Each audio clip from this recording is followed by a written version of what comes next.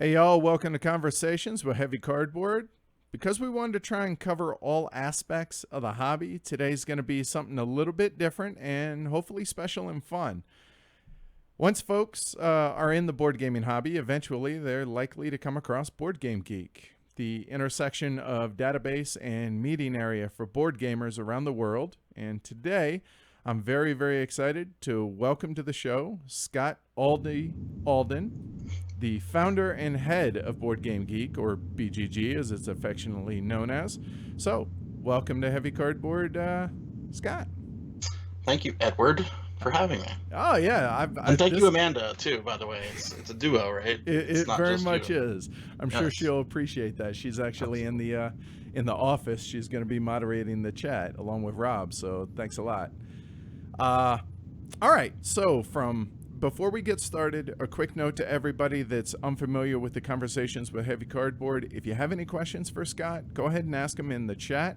Amanda, i.e. the production team, is going to be making note of them, and I'll ask some of them of Scott here towards the end of the conversation. So with that said, all right, from Pong to computer engineering to Sin to Duke Nukem to Warhammer, give folks a little bit of background here about how you got started. Wow, where'd you get that information from? Let's bring you back some memories. Hey, that's my job, right? Right. So, yeah. So my entire life has just been centered around gaming, minus a little bit of like real life in the early '90s when I graduated college. Like that was like when I had to work a real job. Right. I say a real job, but it was a computer engineering job at Northern Telecom for BNR, which I worked on the first mobile phones in North America. Cool. They weren't the first, but they were not the big heavy ones. Not the huge bricks, right? Yeah, the really cool Nokia. We had Nokias and all that stuff, and so I was like a software engineer there. Anyway, that was my only like real what I would call a fun working in the game world job. But my entire life has been games. So, like as you said, where do I start? Oh, wherever you want. I mean, yeah, start with after you left left cell phones. I got a call one day from some two friends of mine who had who I went to college with. I went to University of Florida. Mm-hmm. And I worked in Dallas, and they were friends of mine, and they had gone to California, and they worked at a startup called 3DFX. So 3DFX was a early days computer 3D graphics chip mostly for gaming. There were some professional applications, but it was mostly gaming. Okay. And they needed a Mac or an Apple evangelist at the time. Wow. So this is before Macs were cool, by the way. No one owned a Mac. Like I didn't know anybody that had a Mac. I'm like, yeah, sure, why not? I like Apple computers, but I never owned one. Right. And they're like, oh yeah, come on out. It'll be great. You'll get to work in video game stuff and do, work on these cool 3D graphics chips, which was like a dream. You're like, everybody's like, when we were graduating college, like the only jobs were telecom, right? It was telecom and like IBM.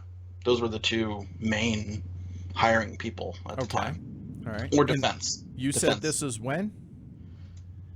1993. Okay. All right. So right about the time I was joining the Marine Corps, you were getting it. All right. Okay. Fair enough. But I had worked for 3 years at Northern Telecom, or BNR as it were. But so then fast forward 3 years. So this was 1996, right? When video games and 3D graphics were starting to come into the mainstream. So I went out there and they gave me an offer that day. And I said, sure, just threw everything to the wind and moved out to California. I dig it. All right. Yeah. I mean, it was really like that. It was literally I was in California by the end of the year, and I think it was maybe a month. That's exciting though, right? Yeah, something like, it was pretty crazy. Like to be able to do that in your life, I feel is important sometimes, but I know a lot of people can't do that kind of stuff because you get family and obligations and take those risks and things like that. It was kind of risky, right? I was just like, I'm going to California. See you guys. I'm out. And so that started me down the path of computer game programming.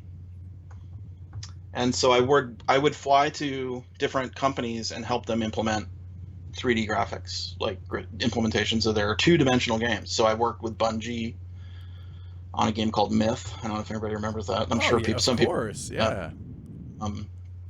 and I got to work in the Bungie offices. This pre-Halo, you know. It was very cool. Like, they were very cool. I worked on Quake, the Quake engine with another Apple developer they're in Austin, called Lion.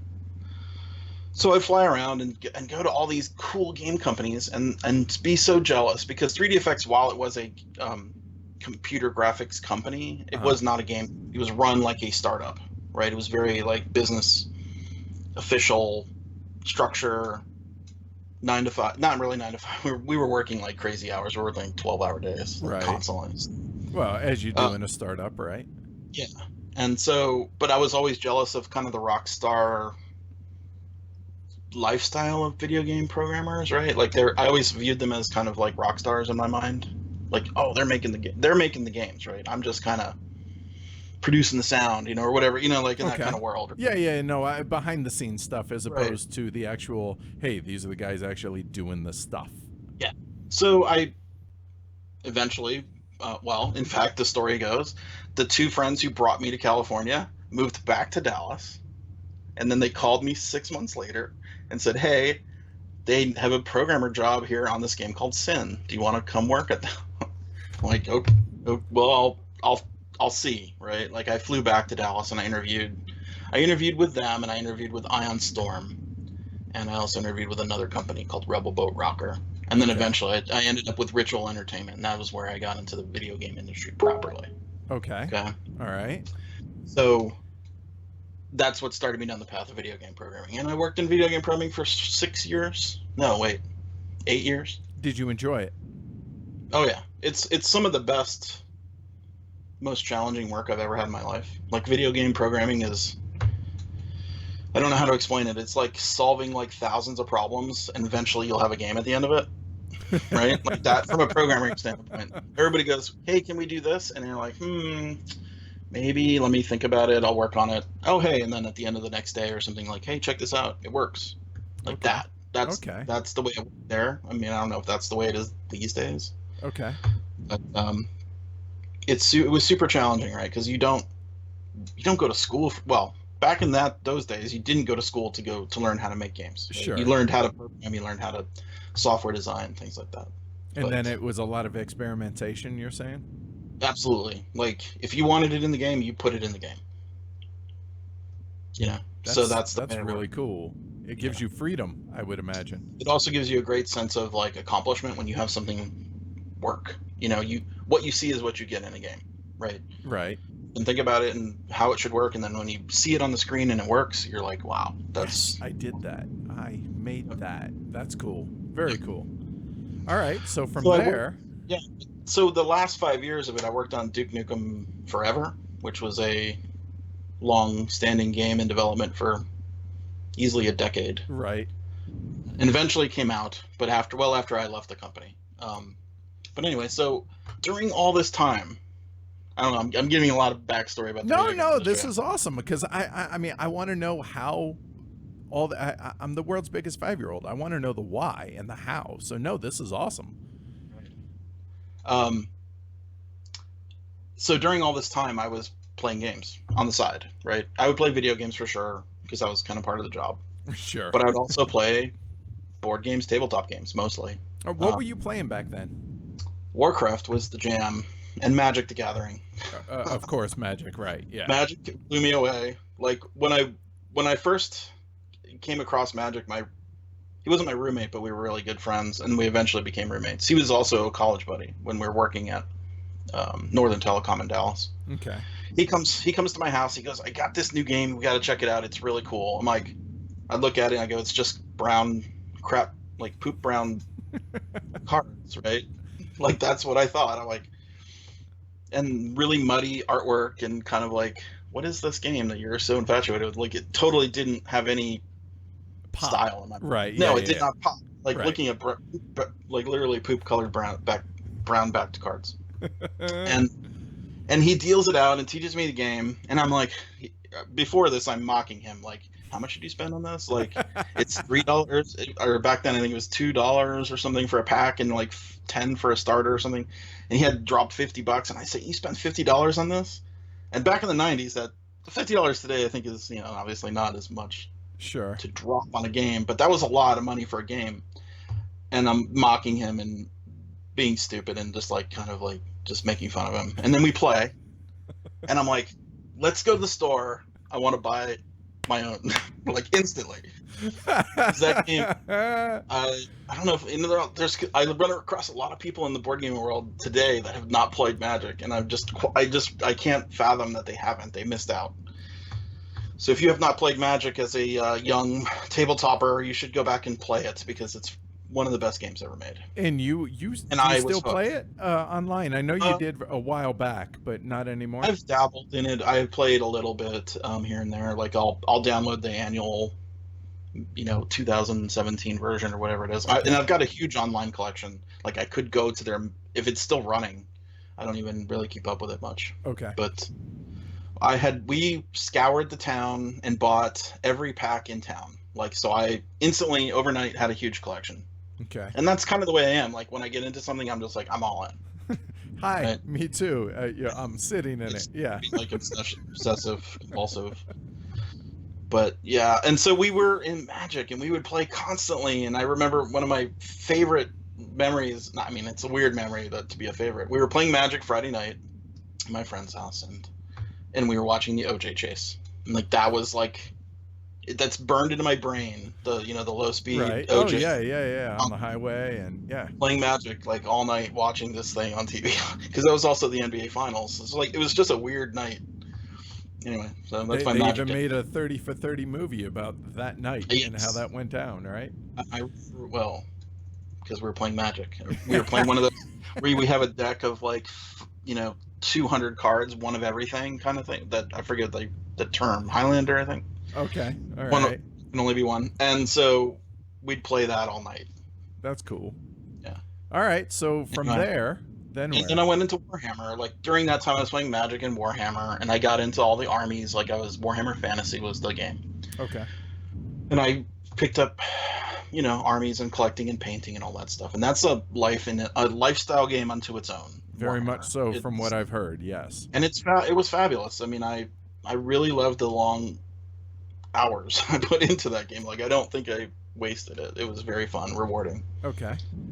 And then when I came back to California, when I moved to California and worked in that startup for a year, and I played probably just a little bit of Magic, but it was very much, hey, let's work our asses off on this startup and make $1 million, right? Like that was the mentality. All right. Make millions of dollars was, so you're kind of like work. Sure. But when I moved back to Dallas and get into video games, I was like, I have more free time now and I can do other things. So I looked for games to play, like, back to get back into it. So gaming really was the hobby that you were focused on then. Right. Okay. All right. This was more tabletop. Okay. And so I was reading like Rec Games Board. I don't know if that rings a bell to anybody. I'm familiar with it. Like I know the term, but that was pre-me. Yeah, that was before I was in a hobby. Back in the day, to learn about games, you would read Rec Games Board, which was kind of like a bulletin board system, and it's called an internet news group, and so it would be just like you put up a post and everybody would see it. It was kind of like that. That's the technology of it. Okay, kind of like Reddit. Yeah, pretty much. Right. Reddit is the modern day version of news groups. Exactly. Yeah, for sure. Yep. Absolutely, 100%. So I was reading about that, and I was reading about this game called, I forget, it was Elfin Lands or Elfin Roads at the time. Right. And you probably know it. Familiar with it, yes. Yeah. And so I was looking for it, and little did I know that only like 400 copies were produced ever, right? And not really made it to the United States. But I was looking for it. So I went to the game store, asked for it, and they're like, no, we don't have that, but we do have this other game called Settlers of Catan, and you might like that. I'm like, oh, okay. All right. And it was the poop brown box version. You guys, like, for some reason, games in poop brown color play a big role in my life. Like I am noticing a theme here. It wasn't the cool red box like they have now. It was a poop brown wood coloring look, whatever. So I bought that, and I bought what was the other game? Manhattan. Oh, okay. So I had these games sitting on my shelf. I brought them home, and I'm like, I'll go check it out sometime. Never had a chance to for maybe like 6 months. So like a typical gamer, you just buy it. It was and just have it sitting on the looking shelf. on the shelf, right? Yeah. So one night we were playing poker. I had a regular poker group. Nice. And one night, one of the guys didn't come in. I think we had like four. It was four-player poker is not super fun. I mean, we played a little, and they were like, "Well, I brought that other game to try if they wanted to." And so we cracked it open, read the rules, which the rules of Settlers are not easy, like to raw read if you'd never played. I still have never played Settlers to this day, so I'll take your word for it. Yeah, you call yourself heavy cardboard. Hey, we went past it. Dominant Species actually was this and Arkham Horror. They're not even close to the same. So I won't hold that against you. As a I man appreciate that. I seriously have to go play that. I know you just sidetracking me with the mind blowing. Sorry. Okay, I cannot believe that everybody in tabletop gaming has not played Settlers. Nope. I guess it's sort of a hipster thing. No, it's just when we got into I mean, we're still fairly new to the hobby. I mean, we're only really. You haven't been in for 20-something years. No, we've only been in for like 4.5 years, coming up on 5 years. That's a drop in the bucket. Exactly. And so we started out like with Arkham Horror and Dominant Species. Those were our introductions to the hobby. So we played Settlers that night, and it blew our minds. Like, we were just like, wow. And we played it, and we played it, and we played it, and we just kept playing it. And I can't remember how many times, maybe like 4 times in one night, which is a lot. Yeah, Settlers, in one night, yeah. Yeah, going late. And that's all I could think about was Settlers Catan. We never played Manhattan. Never got it. Which, whatever. I played Manhattan later. I wasn't really super happy with it. But whatever. Settlers kind of changed my life in a way, right? Like, that was kind of that beginning of the turning point of me figuring out what these games were, right? All right. And so I was going online. I was looking around for, like, more information, like, on Rec Games board, right? Mm-hmm. Like, give me more information about these games. And there was posts and things, and I was like, reading about it. And I kept coming across this one guy writing. His name is Dirk Solko. Okay. He was writing session reports. We call them, right? If I say session reports, everybody knows what that is. Do I need to define that? No, you're fine. You're good. Okay, skip. Advanced. So he's writing session reports, and he was from Dallas, and I was like, wow, this guy lives in Dallas. I will just write to him and see if I can join this awesome gaming group that he has. That they've formed, called the Dallas Metro Gamers. So I wrote to Dirk, and I got a response back, and I was very forward, which is weird for me. Like, I'm not usually this forward. I said, hey, been reading your stuff, really cool. Can I join your group? Like, that was the email. And totally out of character for you? Yeah, very out of character for me. I'm really not that forward with people, right? I don't put myself right in there, invite myself into things, right? But I was feeling pretty strongly about this, so I thought, I want to be part of that experience, right? Like, if you read those session reports and you're like, wow, this is a thing I want to be. I could see myself, and he wrote dozens of them, right? So I kind of projected myself into that, and I'm like, wow, I could see how I could fit in with this. This is something cool that I want to be a part of. Some might say it's cyberstalking, but that's basically what it was. But that's back in the day. We don't need to talk about that. Anyway, so I wrote him, and he writes me back, goes, hold a second. We don't normally invite people on, you don't get invited to the group without us, like, meeting and, like, having some time to check you out. They're like, gonna vet sort you of first. Yeah, exactly. Like, make sure you're not a wanker. That's what his term was.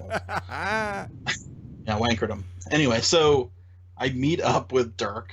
This is totally weird, right? Like, I meet up with Dirk and his friend Ken, but here's the thing. I kind of felt like I knew them already, like, because I had read all this stuff, right? Right. So you feel like you knew him, but he knew nothing about you, right? Exactly. Right. So it sounds weird, but this was like a different era of time, like back in. This is the 90s, right? It's not that crazy, because I get that a lot nowadays with the podcast and the YouTube channel. Whenever we go to cons, people say that exact thing, and I'm like, I'm used to it at this point. But very weird for me to kind of go out of that. Okay. Show. All right. Fair enough. So I met up with these guys. We went to dinner. We talked. They invited me back to his place, not Dirk's. It was Ken's place, and we played Tigris Euphrates. You know, Like that's why that's up here. I know. Right? I was gonna make a comment. Like, I can't believe you got the box on the wall right there. Did you put that up for me? Yes, I did. Thank you so much.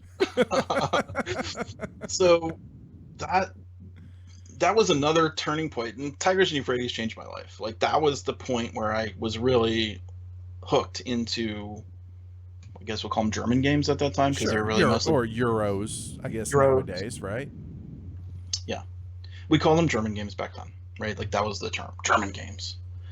Everything was Germany, and so I played that, and I just was like, boom, hooked, right? Like, I can't get enough of this. Awesome. And back then, games were hard to get in America. You would have to go to Germany, or you would have to order from Germany to get the games, right? There was not... Funnigan was around, but they were importing games, but I was very hesitant to use them for some reason. Like, I didn't quite grasp it that they were taking orders to go buy games for you in Essen, in Spiel. Right. So instead, I found this company called Adam Spielt. I'm parlaying this into the creation of BGG, by the way. So no, stick with, dude. You're fine. I'm riveted. So continue, please. I'm not too blind. Okay, so Adam Spielt, Blast from the Past, was a company in Germany, a game company, had a color catalog that it mailed to you, which was amazing. So but all in German, of course. Sure. And so you get this catalog, and you get the new one, and you page through it, and you'd be like, I don't know these. I'll say like 20 games, right? Because back then it was really only like maybe 20 or 30 games a year coming out. Wow. That kind of, and I checked them all off, and I'd be like, I'm ordering all of them, right? So I was ordering just one, right? Reference the whole don't know how to do things half in, right? There was no Google. I mean, I think I used Dogpile back then. Do you remember Dogpile? And like Yahoo, not Yahoo. Excite and stuff like Alta that. Vista, Excite, Alta Vista, Hasta La Vista, Dogpile. Those were the search engines, right? No chance you were going to find any information about these games. Sure. No chance it was on Rec Games board. Very little, like very few hits for any of it. And I would just order them. Like, I'm just like, okay, well, maybe they'll be good, maybe they won't be. But then you'd also have to figure out how to translate these. I was going to ask, like, if these are all in German. There was a website, two websites actually, the Game Cabinet and the Gaming Dumpster. Oh, those ring a bell. The Game Cabinet does, yes. Yeah, I think the Game Cabinet is still like alive if you go to it. They had translations of games. Oh, that's cool. That's helpful. Okay. For many of the games were translated, and those guys were working on translations. So there was kind of like this little subculture of gaming that was doing German game translations. So, but I was spending hundreds of dollars a week, right? And so I would get these giant boxes from Europe, and they'd be smashed to. Can I curse on the show? You're fine. You're totally fine. Smashed to shit, right? Like they'd be dinged and dented like crazy because just shipping overseas was bad. So I'd rip it open, and I'd take all the games. And by this time, I was indoctrinated into the group. Like they liked me enough that I was allowed to. Okay, you're addicted enough. You can be one of us. Yeah, you can join us. And I wasn't a wanker, right? So that was kind of thing. I would bring all the games. I'd just bring the whole stack, like the big bag, the big box or whatever. Right. We'd try to figure them out. Awesome. Print the translations out. I'll have it all ready to go. I wouldn't learn them, of course. That's my flaw. Like, I like to learn games like live at the table, which is bad. Okay. Because I'm sure. Anyway, whatever. I'm digressing. So I would come over with this big stack of games, and I'd go, let's play something. And Dirk would go, no, let's not play that one. I heard it's no good. I haven't heard anything good about that one. Oh yeah, I've heard good things about this one. Let's play that. I'm like, huh? And you're like, wait, these are brand new, dude. Yeah, exactly. Like, how did you hear about these things? Like, what? Wait, how do you? Because I'm like, are you like, what are you mind reading? Right? Are you a savant here? Yeah. And no, what it turned out that he was a member of a private mailing list, right? Called Diggers, which is short for Desert Island Gamers. Okay. Right? Like, what game would you take on a desert island? Yada, right? And I said, oh, a mailing list. And you guys talk about games and stuff? Like, yeah. I'm like, oh, how many people? Like, well, it was like a couple hundred. Like, really? And I just felt so outside at that moment, right? I was like trying to be, I've been struggling, and there were some, to give credit, there were some blogs and things out there. I'm gonna name them if I can remember them. Stefan O'Sullivan had a who blog. Still is on who is still on BGG right now. Yes, and I see him every year, and he's a great person. And Mick Svelov, Brett and Board, and he's a Danish gentleman who wrote about board games. Okay. And Kulkman, who's German, lives in Essen. He wrote about games. Or he maybe, I don't know if he actually lives in Essen, but he lives close there. He's local. Those guys were writing, and I'm probably forgetting. Oh, and Peter Serrett wrote a zine about games, right? So I was kind of consuming all this, but it was really not enough, right? Like when you want to know about this stuff, you really do. Like you want 100% understand how that is. Yes. So the fix, right? So I learned about this game list or this mailing list, and I said, "Can I get on it?" And they're like, "No." Well, we need to. So yet again, a gatekeeper in front of me to getting into the gaming, right? Like, and to get the information that you're trying to get, right? A troll, right? Like, are you so you have to go through a little bit. You have to have a sponsor, and I'll sponsor you, of course.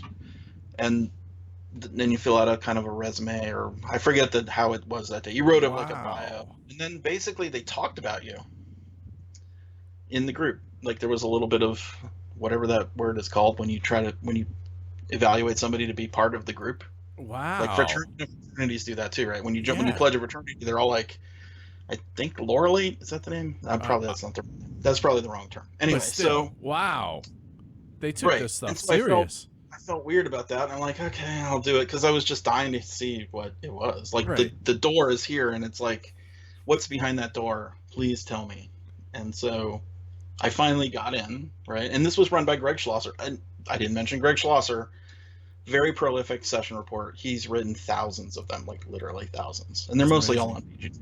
I mean, I'm familiar with Greg. I've never met him, but I know of him and who he is. Wonderful person. Friendliest gamer you'll ever meet. He's great. So I got into the list, needless to say. And a light shines down, and it's like this door, like, yes, what's behind the door? And I said, I started, and it was a Yahoo group, right? Yahoo groups. Oh yeah. I'm still active on a couple of them, the 18XX and Winsome. It's my only choice. It's no longer. So I opened the door, and you can go into the archives of a Yahoo group. I don't know if you know that. Yep. You can go back and read everything. It's all there. So I read all of it, just going back in time, or starting at the beginning, going forward. And I'm like, oh, well, here's this game, and here's this game that I'd already tried, and they talked about, and either said is great or it's bad or whatever, right? That kind of sense. So I went through, and I was like, wow, this is so amazing. Like, why is all this information hidden and private? And then just kind of like a light bulb turned on. I'm like, wow, I had, up to that point, I was, video game guy or whatever. And I had launched a video game, I guess you would call it like a news sharing website. Okay. Like an early version of Reddit. People would post things, and you would talk about it and have discussion groups, and yeah. So that was all video games. And I thought to myself, well, with a little bit of work and probably some changing, I can make it into it was a video game database, and then I can turn it into a board game database. No big deal. Okay. Just need to keep track of what we want to keep track of. And so from that point, I was decided to do it, and I'm just like, boom, just start coding. And I think I started coding on it November of 1999, maybe a little earlier than that, October, November. And then January 2000. January 20th, 2000, we launched it. It's on you can go search for the launch on Rec Games board. Wow. Like, hey, Board Game Database, here you go.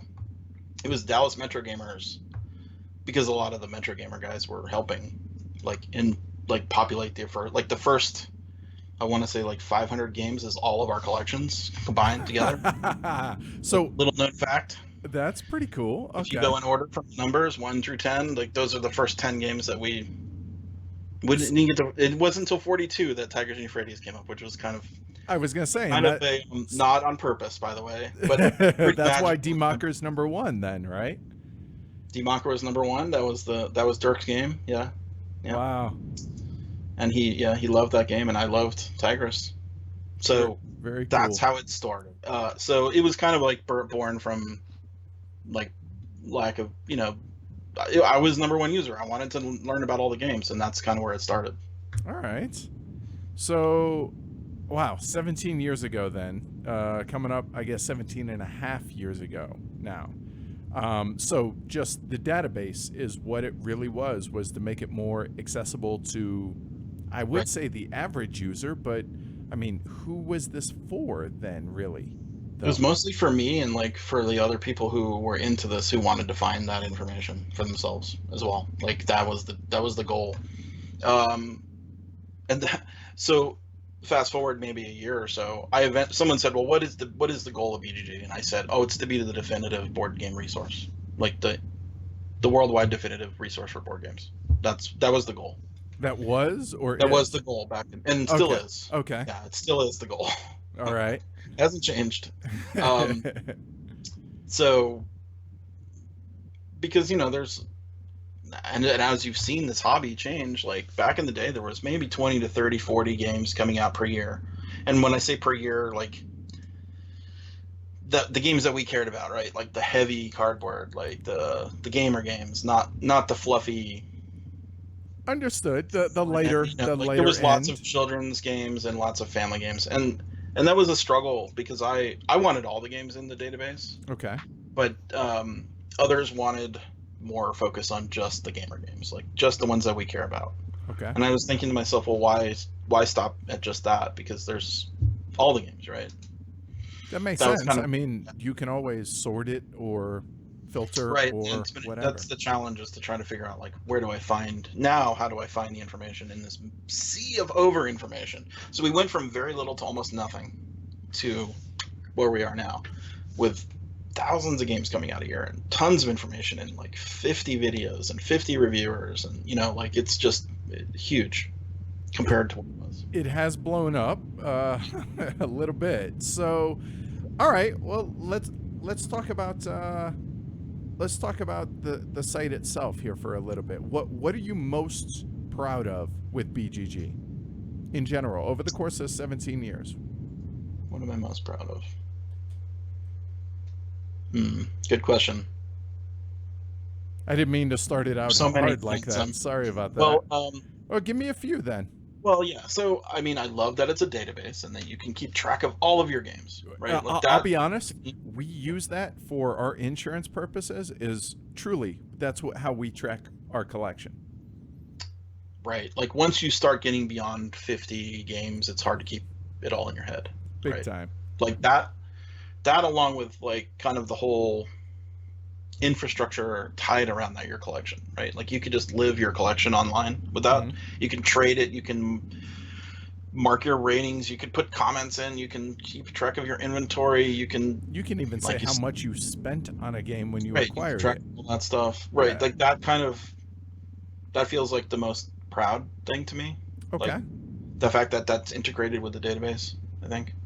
I mean, and the user system is just like that changed that was like a full like change of paradigm in board game, because in the early day there was no user accounts, right? Like it's just a read only, here's a database and here's what we pasted. So let's go back in time, back to 2000. We had no data, right? We were entering in data from our game collection, right? And so we started doing that for a year, and we would write to every person on the Diggers mailing list and say, hey, can we use your session reports and put them in the database, right? And it will attribute it to your name. Like, so it was sort of like a reproduction of their work with permission. Right, yeah. Right. And so we did that for a long time. And Greg Schlosser gave us all of his session reports, gave us permission. That's a huge, that was treasure trove, right? Right. And so then you have to go back and create the game entries for all those games too, right? So it kind of all gelled together at one point. I thought, I need to make the users be able to do this automatically, and then we don't have to cut and paste it all day long. That was the job, right? Cut and pasting and like entering in data.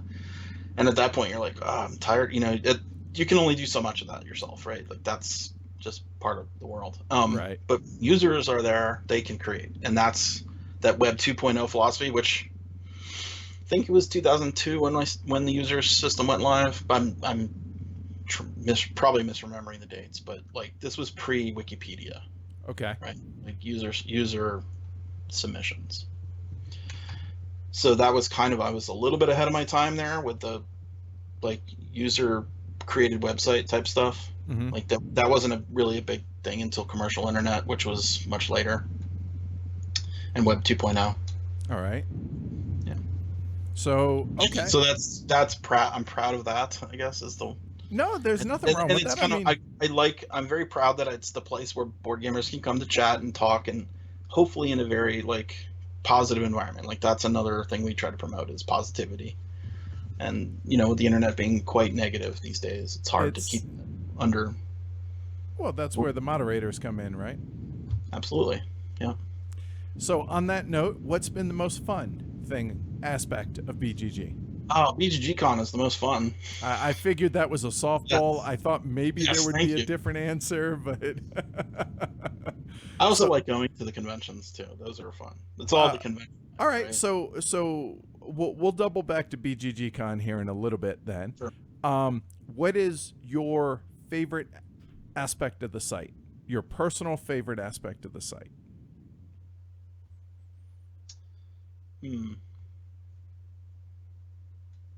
I guess the fact that I can track or I can subscribe to games that I like to keep track of, and then it'll notify me when someone does something.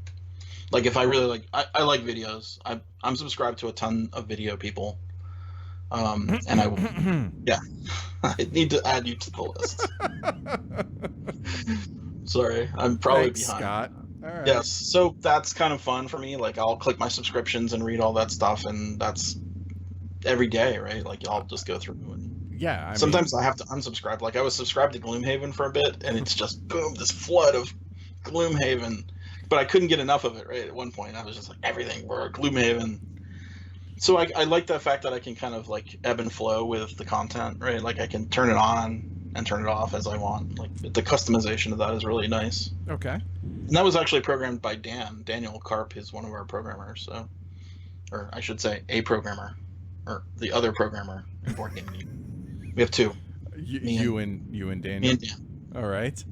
So, okay. So on the flip side of it, though, what's the most frustrating aspect of the site that you have to?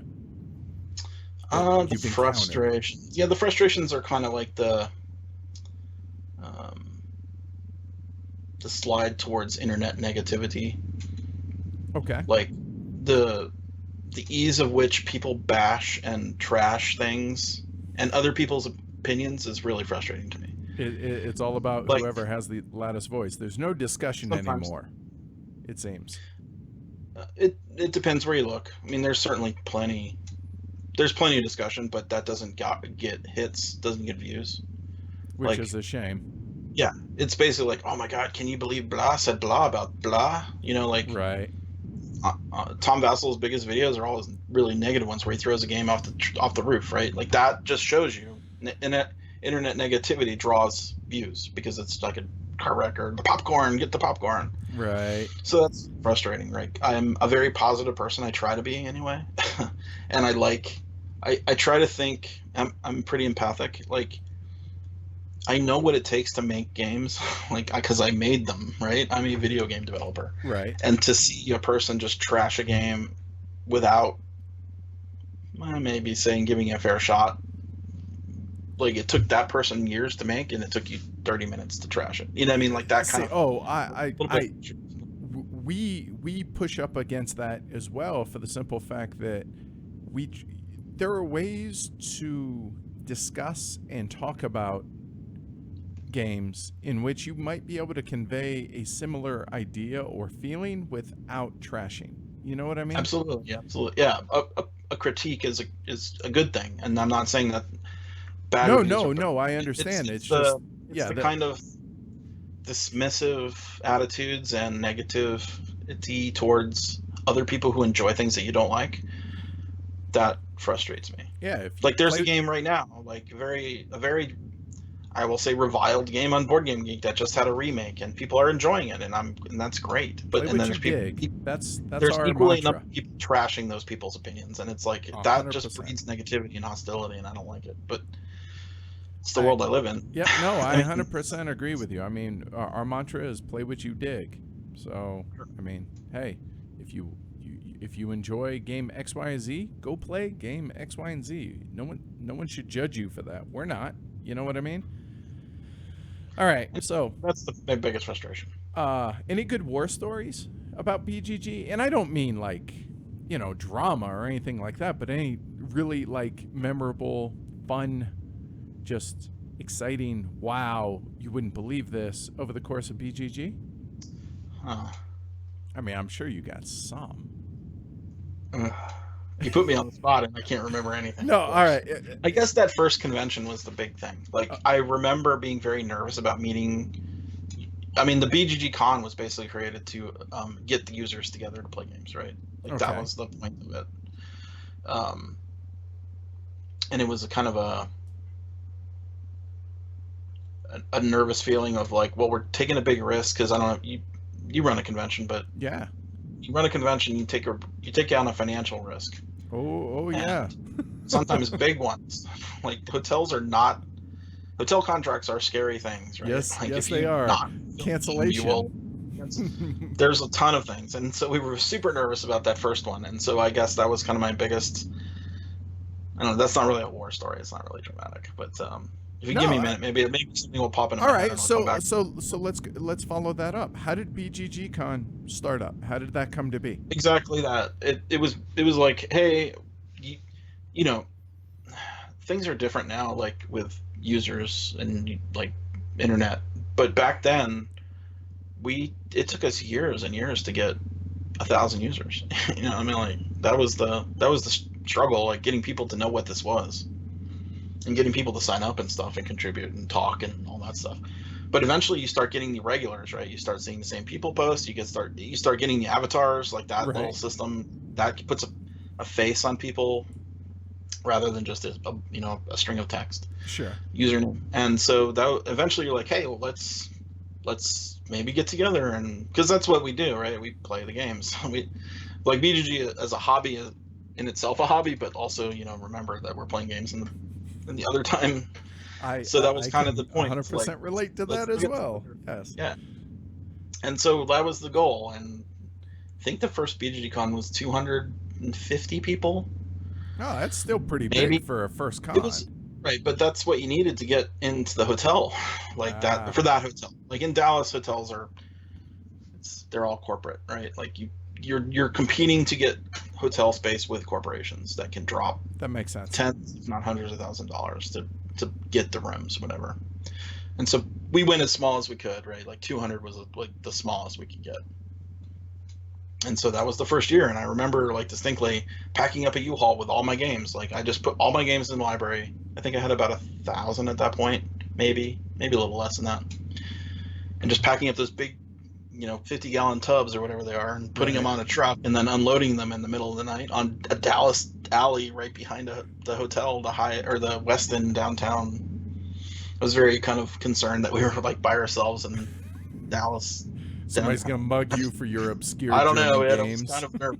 And I remember breaking the U-Haul handle, the door handle, and not being able to open the door. Like that was there's a war story for you.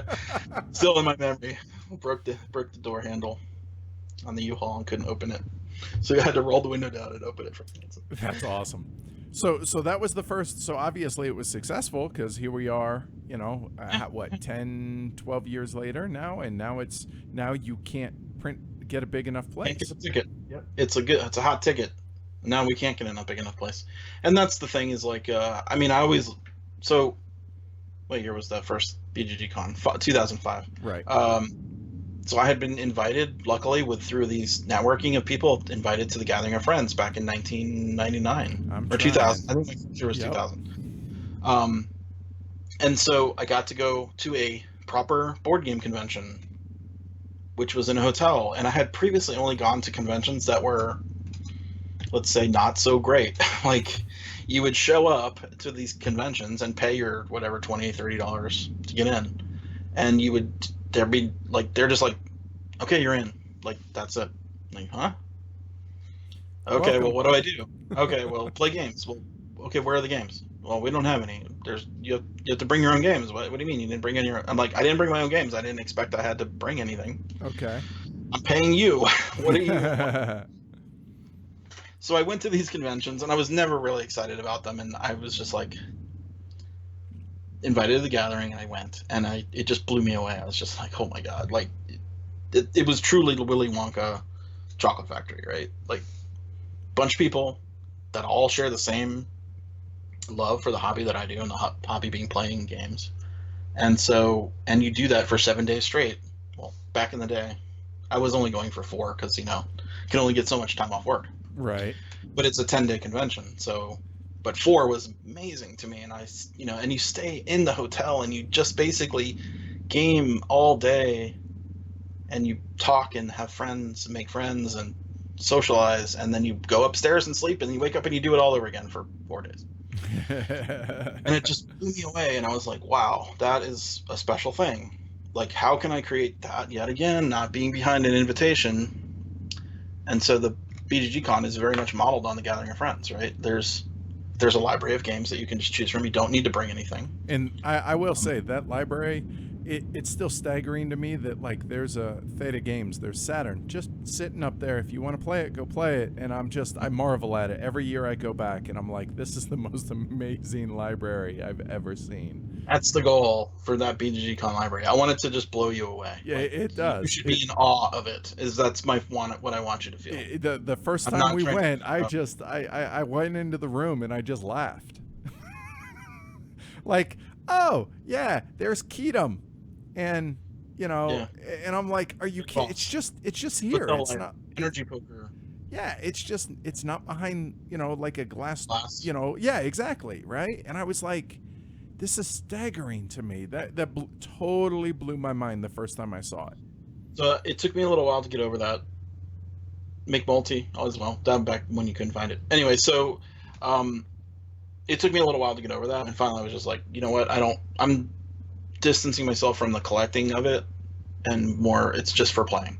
Like, why should these games not be played? They're great games, and right. Just because they're rare doesn't mean I should hold them hiding underneath a blanket or whatever. Right. I mean, every game that we acquire, we get it to play. But I mean, at the same time, I don't know that I would be willing to put it out there like you do. No, believe me, I think I remember BGGCon 2. We took users, like the attendees' games, and put them into the library. And I never really expressed to the person that if you care at all about this game getting scuffed, dinged, damaged, destroyed, burned, whatever, you shouldn't put it in here. Like, even the smallest ding, if you care about that, don't put it in. And I did not express that to the person. And we actually had some damage in the game, which was totally like an accident, but it happened. And then and I also gave a game away, like, to someone who was basically badgering me the entire time for the game. I finally said, yeah, just take it. And not realizing it wasn't mine. It was his, and I had to replace it. That one was a tricky one because that was an out-of-print game. Of course he was badgering me for the game. It was an out-of-print. I don't keep track of the out-of-print stuff. Like, that's also good, too, to know. If you're running and curating a library for gamers to be played, then knowing about out-of-print stuff is probably not good for you, because you'll be like, oh, like, that's now worth $500 or $200 or yeah, totally. You'll lose sleep over it. But eventually I just said, you know what, they're for gaming. If they get stolen, if they get destroyed, I don't care.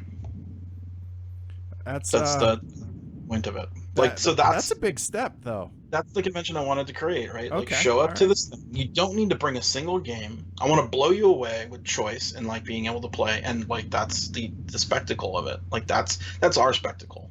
Gen Con's a completely different thing, right? Sure, right. The spectacle of, like, so many people and all these vendors, but if you want to go to game, it's sort of tricky. You have to sign up and do stuff, and, like, it's a different take on conventioning. Totally agree. And to be honest with you, HeavyCon was modeled after the Gathering of Friends, and the only reason we have it invitation only is to alleviate that one concern that you said that was so scary is, am I going to get people to show up?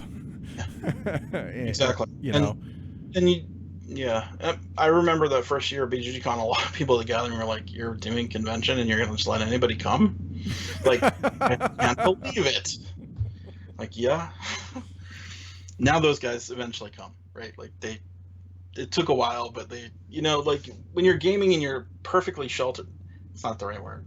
If you're gaming in your perfectly curated world, that's great. And I never give that up, right? Like, I love it. But also, why keep it from just to yourself, right? Like, that was always my philosophy of it. Interesting. And so that's how BGGCon was started. Like, all right. So on that note, so if you've been to BGGCon, you kind of been to the gathering. Like, that's the same. Not the same, but just because you limit to 300 people and put it, well, whatever. The gathering is wonderful. I wish everybody could come, but yeah. Right. No, I hear you. I get it. So on that note, let's so you're running up against the fact that we're running out of space for BGGCon. Have you guys, I know it's been discussed ad nauseum on the forums and everything on there, but do you have any ideas as far as long-term plans, as far as other than BGG Spring, which I understand was put there to try and help alleviate the overflow? Yeah. But so we do have BGG Spring, but it's not an overflow of BGGCon in any way. I think it's a completely different thing in its own, and it's wonderful. It's turned into something completely different and in its own way, right? Like, it's not the focus is not the latest greatest game from Essen. It's more of like it's more chill and laid back, I guess. Like, that's the kind of feeling I get. That's interesting, because BGGCon is pretty chill and laid back as is. So that's interesting. Okay. I mean, from a convention runner, I guess I feel way more easy and laid back at spring than fall. But that's fair. Different perspective. That makes sense. Oh, okay. Well, we are moving the convention in 2019. Okay. That'd be this year and next year. So this year and next year are at the same hotel. That's the DFW Hyatt. Sorry, the Hyatt Regency at DFW Airport. Right. And so there's 2 more years there, which we've sold out this year. We sold out in an hour. And then next year, I assume we'll sell out. Maybe. I hope. I'm sure it won't be a problem. It probably won't be a problem. And then in 2019, we go to a new hotel and we have to figure out how we're going to grow. We don't like to just say, let everybody in. We're not that kind of convention. We don't care. Like, we don't care to have as many people as possible to show up. We want a good time still. So we have to figure out how to grow it and keep that feeling of it's an intimate gaming thing with a bunch of people who like games too, right? So so on that note, how did you make the transition? How did the transition come about, I guess, then, from the original 250 you said in 2005 to the, correct me if I'm wrong on the numbers, 2,200, 2,500, somewhere around there that it is nowadays? 3,000. Okay, all right. How did it transition? It just grew. I mean, like, those first 2 years were you're always limited by your space, right? Like, sure. How many people you can get into a room, how many tables and chairs can you put down? Right. If everybody sits down at once, can they all do that? Right? Like, that's the question. That's your starting point. And then so you go to that point and then you're like, well, it still feels like we could have a few more people, so let's increase by 100. Right? And that's kind of how it went for many years up to that point where we hit 1,200 probably around year 8 or 9 of it. Mm-hmm. In the West End, near the airport, and then we hit that, and then it started selling out in quicker times, right? Like, it went from 2 weeks to 1 week to like a few hours. Wow. Okay. Then we were like, okay, well, we got to find a new place. We were sort of thinking that we would find a new place before then, and so we had that lined up. We moved out to the airport, and that can hold 3,000, and that didn't start at 3,000. It went to we were around 1,200 at the end of our time at the Westin, and then when we went to the Hyatt, it went to, I think we went to 1,700, and then 2,400, and then kind of crept up to 3,000. Like, it was very controlled. It wasn't like, let's just open it up and fill it up. Right. Well, and that I guess that's what I'm getting at is, how do you make that determination? Because you just said a minute ago that, hey, we don't want to just make it here, anybody, and it's 50,000 people or whatever. But how do you make that? I don't know. I guess it's just kind of a gut instinct. Okay. All right. Like, to me, that was just like, I figured we can handle 300 more people. and we just added 300 more tickets. Okay. Like that All was right. kind of the. I mean, it wasn't really any formula. Although thinking back, I probably need to. The Jeff Anderson and his wife Christine Anderson and John Thays and Lainey Thays run the convention. Like I don't really run it. I am the owner of it, but I don't run it. So I let them help make a lot of the decisions, and then I'm just like, they're like, well, we think we can do this and do that, and they're like, yeah, okay, well, let's do it. That's kind of more the way they probably put a lot more thought into it than I did. Like Fair enough. Okay, yeah. It's all about delegation at a certain point, right? To a point, yeah. I mean, I feel like I'm molding the convention the way I like it. I'm not letting it get to like what people think it should be, right? It's still my vision. Okay. That's why we're going to have to be careful about when we go to this new hotel. Like, you can hold another 3,000 people. Like, I was just going to ask, what's capacity at this new, like, if you were probably go to 6. It's twice as big, right? So if it's twice as big, can you add twice as many people? Don't know. So it's going to be a controlled thing and figure it out as you go? Okay. Yeah, we'll unlock a certain number of tickets the first time. You know, we'll probably go to 3,000 because we know we can do 3,000, right? We know that. And then can we do 3,500? Probably. That'll probably be the first year. Like, that's my gut feeling. I'll still talk about it with everybody and make everybody. Because, you know, BGG Con runs on a team. It's not just me. It's a whole team of people and a lot of volunteers. Like, the Team Geek people help. You know, they really make it so that it can happen. And that's kind of a big part of it. Yeah, volunteers are invaluable. We had a little 100-person con for us, and Amanda and I couldn't do it on our own. Yeah. So I totally can understand that. Right. So all right, so you said vision-wise, as far as BGG Con, just an inclusive, huge library, amazing place to hang out and play games. Right.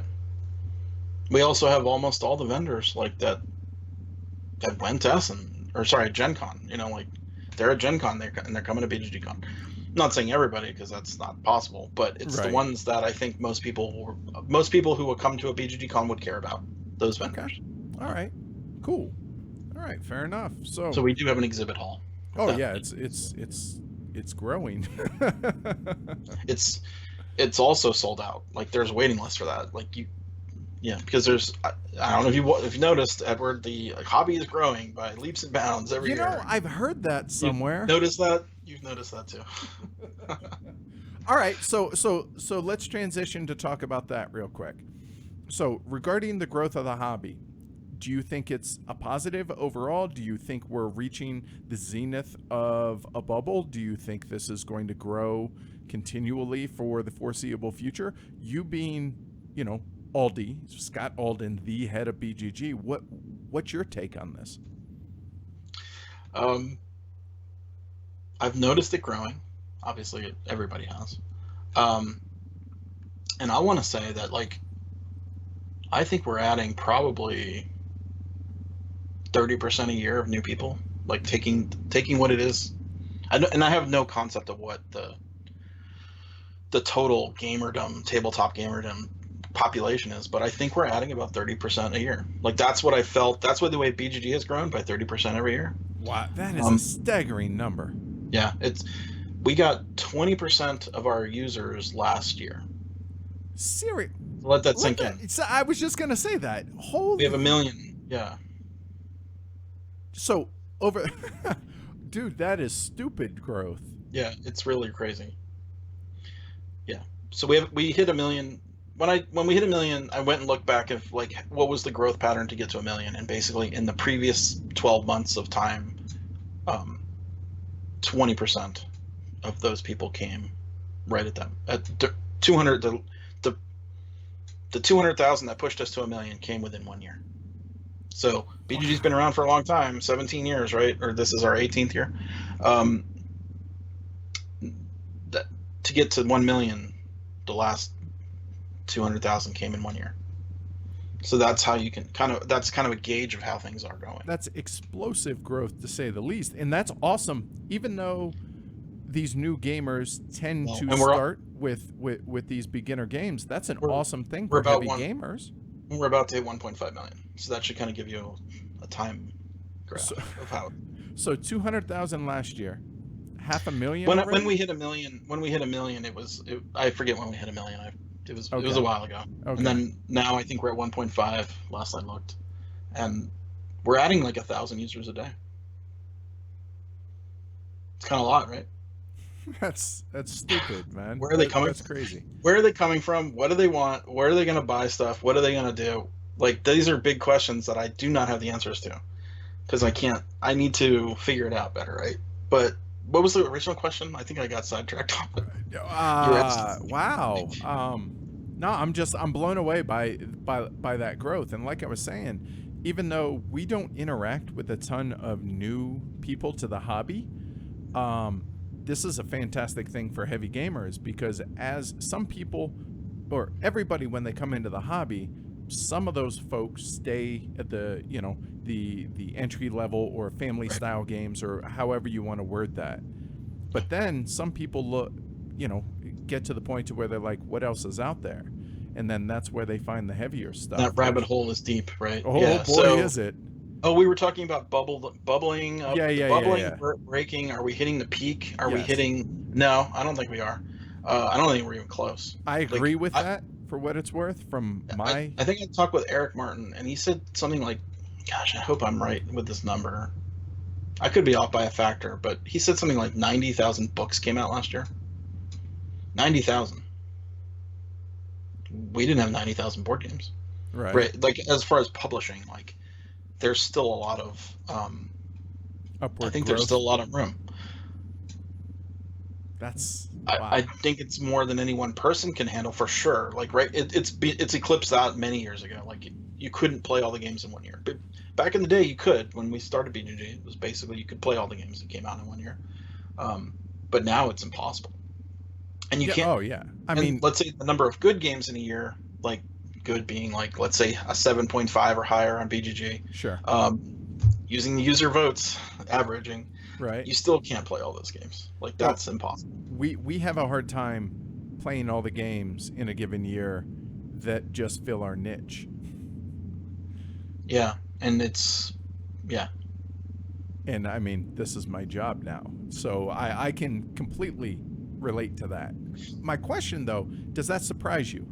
The growth? A little bit, yeah, because the games haven't really changed much. Like, I mean, obviously there have been advancements in game tech and all that stuff. Yeah. But it's still the same stuff, right? You have to sit down, you have to listen and learn rules for half an hour, up to half an hour, and then you have to be attentive to a board game for up to 2 hours, right? Like, those things have not changed. Those parameters are the same as they've always been. Correct. Right? You know, there's some leeway on the other end, but so that hurdle to get in is the same. Is still high, right? Like, so.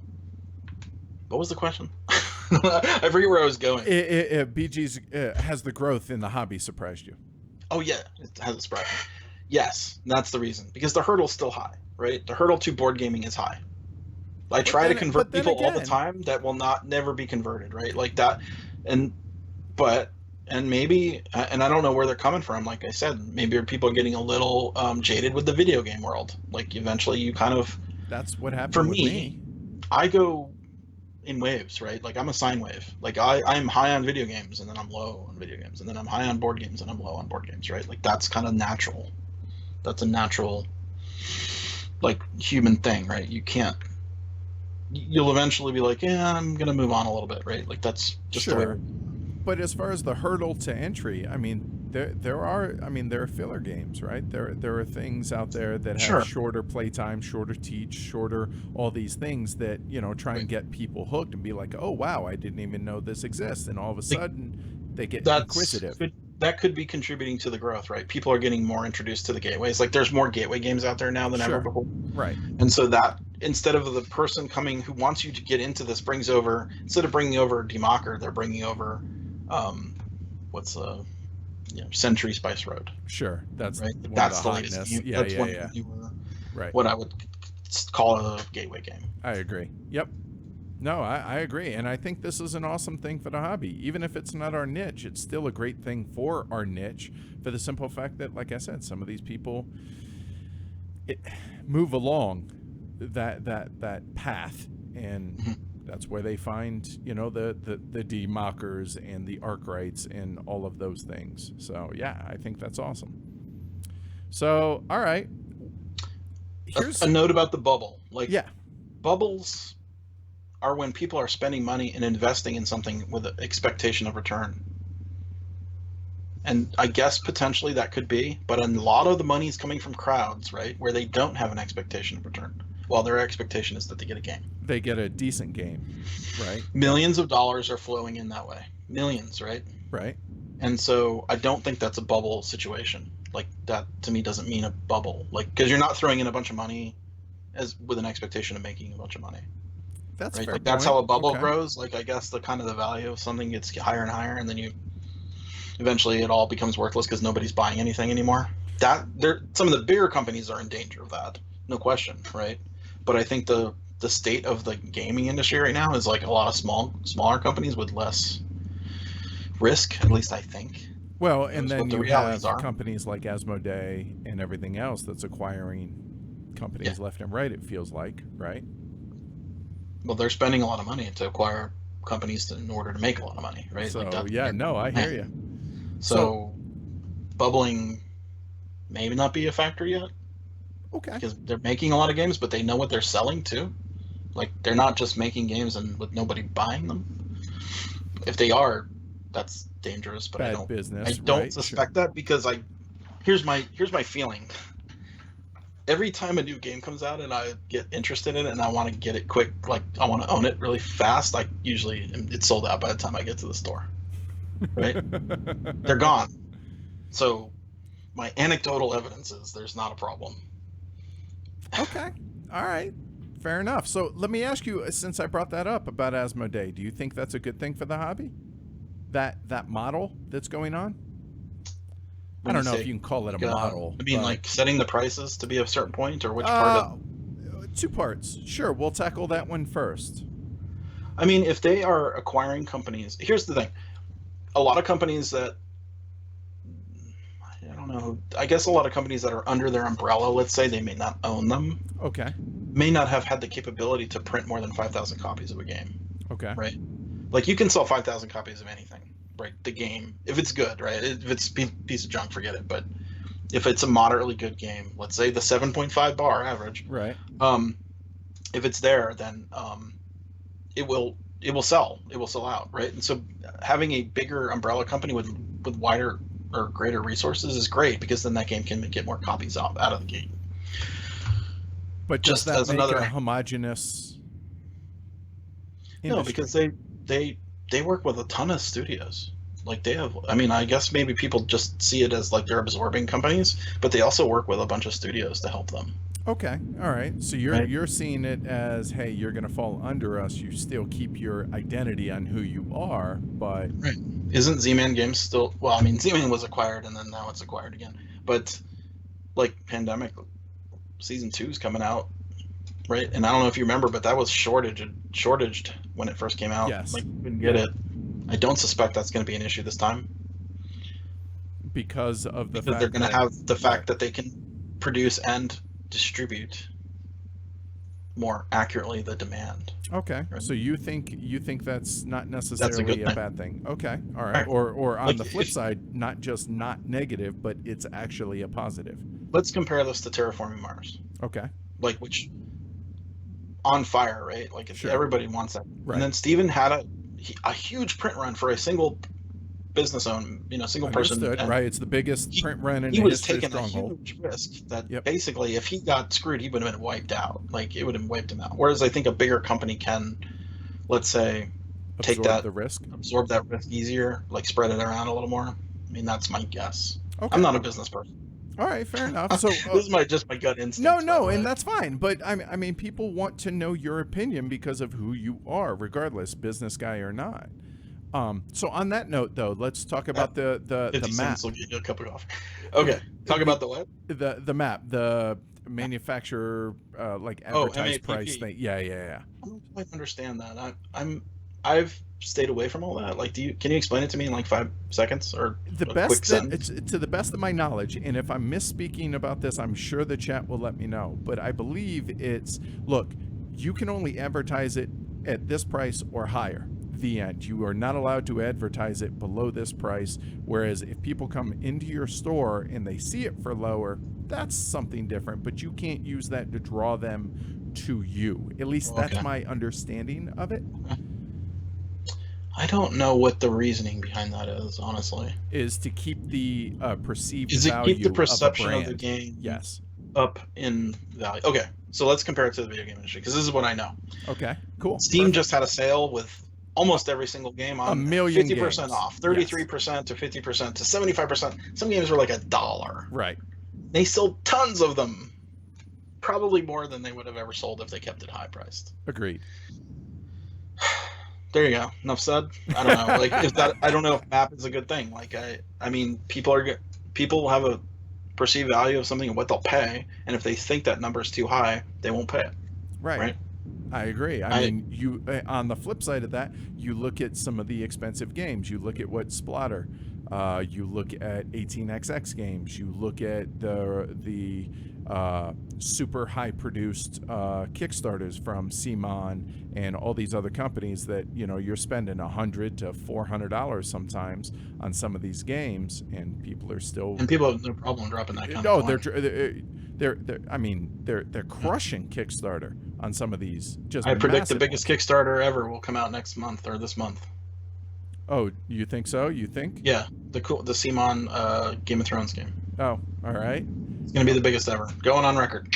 I don't know what the biggest ever is. I think, is it Kingdom Death Monster? Oh, no. It's either Kingdom Death or Rising Sun. It's going to break 10 million. Or Gloomhaven, one of those. It's just massive. Yeah. Some of these. And the Founders of Gloomhaven's coming later on this month. People think they're getting good value for the price, then I'm all for like minimally advertised prices. But sometimes, and I don't know. I mean, I really don't know there's definitely some inside baseball here that I have no clue on. Like, I'm totally clueless on this stuff, right? Like, I don't know what it takes to sell a game, except it being good. That will sell a game every time. I disagree. I 100% disagree with that. No, okay. Totally. And the reason being is you have to be able to get the word out about these good games. There's reason a lot of these games fall through the cracks, and like, wow, that's really a good game, but I never heard of it. Well, and that's important. And I always say people think there's too many reviewers or too many content makers in the board game business. I don't think there's enough. There's a lot of games out there. Not enough. There's so many games. Like, what I will say is there's a lot of people covering the hotness. That seems like there's a lot. Well, hotness gets clicks. You need clicks to survive. We're living examples. True. All right, so let's transition back to BGG itself. All right, let's talk about the redesign. Why? Redesign. Yeah. Why did you do a redesign? So obviously, we predate Wikipedia, guys. So we built upon this core base of code and design and the original design is really bad. Like, a lot of people say from the 90s. Well, yeah, it was from the 90s. Because it was from the 90s. Right. But 2005, we redesigned it to be Web 2.0, and I guess a lot of people think it's basically the old stuff. So we rewrote everything in 2005. And so that's what we're living with right now. Like 10-year-old design, or I guess 12 now. Right. So, and that was the cell phones that, I guess the iPhone came out in 2007. So we have a little bit of work to do to catch up and be on, and we're just two people, right? It's two people. It's me and Dan, and we have one designer who's about to go basically on work on another project. So we are, struggling to get it done. We really want to get it done. We want to get it done more than anybody. Like, trust me. And we've gone down a redesign path, which was totally the wrong way to go. Okay. And we had to just, what made that decision? What told you? I want BGG to work on my phone without pinching and zooming, and I want to be able to click on stuff and do stuff. And the board game, mobile. 40% of our traffic is from mobile devices. Okay, which that's a lot. 500,000 people, or 200,000 last year. Yeah, you probably ought to address that, right? We're doing about 60 million, 70 million page views a month. I had it looked up. It's around 60 million. So 60 million page views last month, or recently in a month. Last month, yeah, in the last 30 days. So if 40% of those are on mobile, let me do the math real quick. What is that? A lot. 40% of 60 million. 25. 6 times 25 million, 24 million. So 24 million people are looking at it on phones or iPads that it sucks to use, right? Like, it's not good. We got to fix that. Like, there's just no question. And so but we want to fix it without just like putting a Band-Aid on it. We want to fix it so that we can live with this new ecosystem. Is that right? Yeah. That makes sense. And we're working on new features, right? Like right now, I'm working on a new feature. You want an exclusive? Yeah, right. Okay, here you go. Drop it. We are working on what we're calling the Geek preview system. I put the word geek in front of it, by the way, just because I can't think of. Eric Martin works on this convention previews, and he makes a geek list with it. The geek list is a list of games, right? Like, that was kind of what. Yeah, actually, I'm pretty proud. Invaluable. I'm pretty proud the stuff he does. Yeah, that's an old. And so he works on that for hundreds of hours on each convention, and it doesn't have a real good way to interact with it. You can't mark games that like you want to check out or you want to put on your wish list or any of that stuff or record. So, and you can't filter on a geek list. You can't say just show me the expansions or just show me the base games or show me all the games by this publisher or sort this by a title or sort this by the number of thumbs or sort this by average rating or etc. That tool coming out soon will let you do that. Wow. They mention right now they're tied to conventions because that's when most of the games come out. But we're probably gonna. I had a thought about like, why do we not have a weekly or monthly Kickstarter list where we just have this list of games that you can interact with? And so it ties more user interaction, and mobile friendly with the latest data that Eric's working on. That sounds fantastic. Now you said soon. Can you define soon? Like within 10 days. Oh, that's going out on a limb. I normally don't ever say anything, but I feel pretty good about this. I think it's pretty close. Wow. Well, I appreciate you. And it's going to be ready for FinCon. Like, my buddy Keith Collins keeps bugging me. I've told him about it, and he keeps bugging me. He's like, I want that tool. I want to break it. All right. So, first off, thanks. That's exciting to hear. For the exclusive, but also for the that sounds exciting because I know there are. That ties back to the redesign, right? Like we want it to be mobile friendly. You should be able to use it on your phone. Right. Anyway. So the obvious question, and I don't mean to imply that Scott is not a superhuman who can do this all the time, but if you just said that you have 2 programmers and you have a designer that's about to leave, the obvious question is, hire more people? ? Yeah, there's a thing called the Mythical Man Month. Have you ever heard of that? I have not. And I'm not basing my decision on this, but it's based. You add more software programmers to a project, and it gets longer instead of shorter. Oh, it's a myth. It's a myth that you can just add more people. Yeah, we could add more people, but I need to add the right people, and I haven't really found them yet. I mean, kind of like not really looking that hard, but people kind of come across my path in my life, and they eventually work out as employees, and that's how I kind of operate. I don't really go seeking for hire. Like that's kind of I'm trying to think if I've never done that. Yeah, pretty much never done that. Okay. All right. But yeah, at some point I'll probably need another programmer, but it's not ready yet. We're architecting it still, right? Like you don't put a new person into an architecture, at least in my sense. They'll just kind of like we're on a pretty clear path of how to do stuff. Okay. And we're doing it. Like that's where we are right now. Okay. All Once right. it's done, then maybe we can add another programmer who can kind of plug and chug. Right? Okay. Like that's more where it's at right now. All right. So do you have any kind of sense? Like, are we talking 2020? Are we talking 2018? Oh my God. I hope. Well, I don't want to try and nail you down too much, but at the same time, let's face it, people want to know, right? I mean. Yeah, and I wish I could tell them because I've said things before. Like I mean, like I've said, hey, we're going to redesign the website, and then we redesigned the game page. Right. The game pages took a year. Over a year just to do those. Right. And so the next part is I don't know how technical I want to get, but basically the game page technology we used was kind of the wrong way to do it. It works, but it's not great for phones and mobile devices, and it's kind of slow. Okay. So we're rewriting that all. So we're redesigning the redesign, which sucks, right? Like we made a decision technologically 2 years ago, and that proved to be wrong. So we're redesigning that as well. Well, kudos on you for it's more than just realizing it. HTML thing on the front of it. Okay. BGG All is a right. complicated website, y'all. Probably the most complicated website you'll ever use. I mean, it really is. Like, I've never seen anything even close to what it does. So you didn't answer the Maybe question. Facebook? No. What was the question? When? Ballpark time frame? I mean, ballpark. I mean, here's the thing. We took a release tactic to release when things are ready. Like, when this part is ready, we'll put it out. So that's why you have this disjointed. So kind of a piecemeal kind of release? Because okay. we originally, when we did the redesign back in 2010, we wanted to do everything at once, and that was just way too much. And so now we're like doing pieces and parts, right? And I'll say the next part is, I want it to be done by the end of the year. Honestly, I mean, I really do.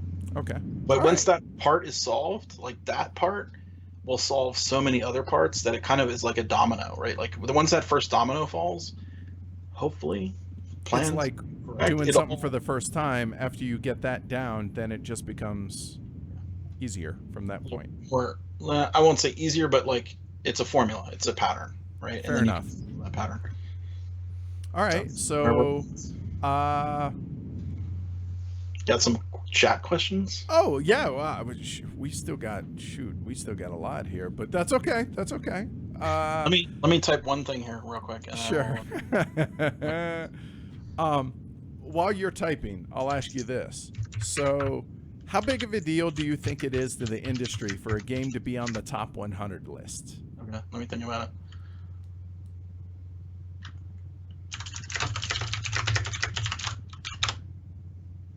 How important is the top 100 list? To the industry, be it publishers, designers, whatever.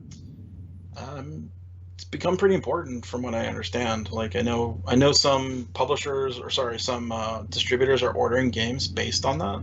Like if you hit, I mean, here's the thing: the top 100 is one out of. I mean, the percentage is minuscule compared to out of 100,000. I mean, if you're getting, let's just for argument's sake say 1,000 games came out last year. 10% of those are on the top 100, but more than 1,000 games came out last year, and then there's 80,000 games in the database. So it's kind of like this little tiny sliver of game.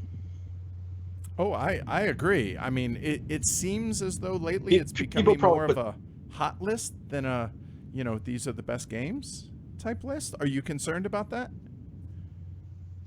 No. Okay, fair enough.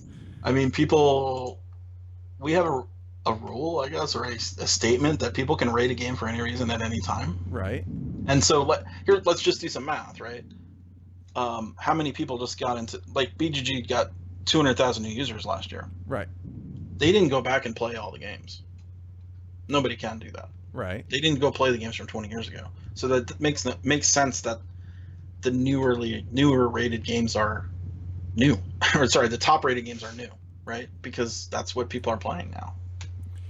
It's just a matter of numbers, right? Like, see, and I mean, I guess that makes sense, but at the same time, I feel like I don't know how far I want to tread down this path, but it's good.